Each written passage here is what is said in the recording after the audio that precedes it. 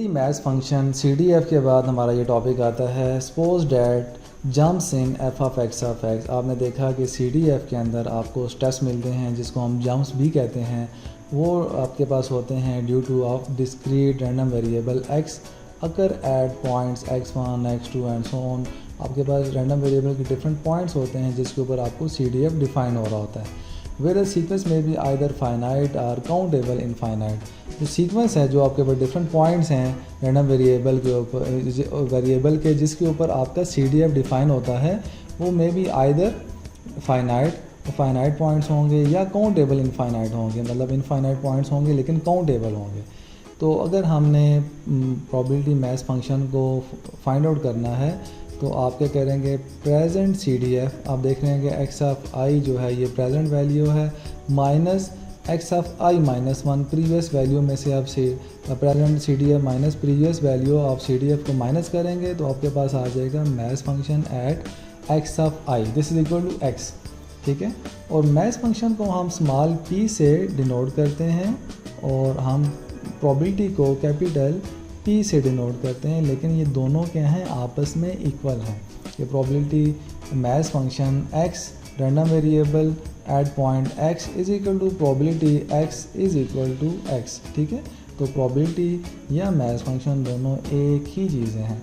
आप कुछ प्रॉपर्टीज़ को देख लेते हैं मैथ्स फंक्शन की।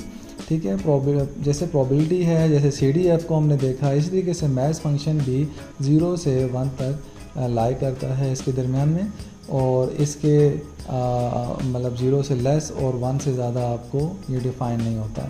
सिमिलरली मैथ्स फंक्शन आपको 0 प्रोवाइड करेगा जबकि आपका random variable not equal to x of k।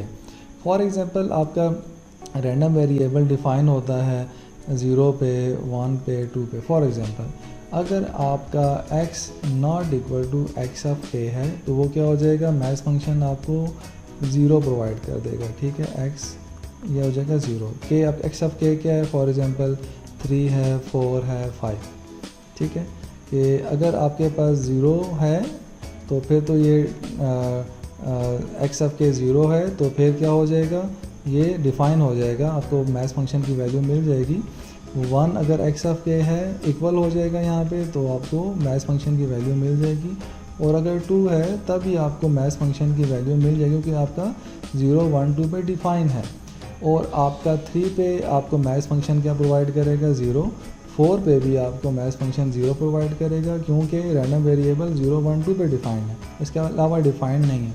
और 5 के ऊपर अगर आपके पास जो है वैल्यू है तो तभी आपको मैथ्स फंक्शन 0 प्रोवाइड करेगा। ठीक है, तो इस तरीके से अगर आप सम करते हैं सारी की सारी प्रोबेबिलिटीज़ को जो भी आपके सामने आ रही हैं, या आप मैथ्स फंक्शंस को सम करते हैं तो मैक्सिमम वैल्यू आपको कितनी प्रोवाइड होती है, 1। ठीक है, तो आपको 1 मिलेगा। और इसके अलावा मैथ्स फंक्शन जो है बेसिकली जैसे कि आपने देखा था कि CDF के अंदर आपको स्टेप्स मिलते हैं ना।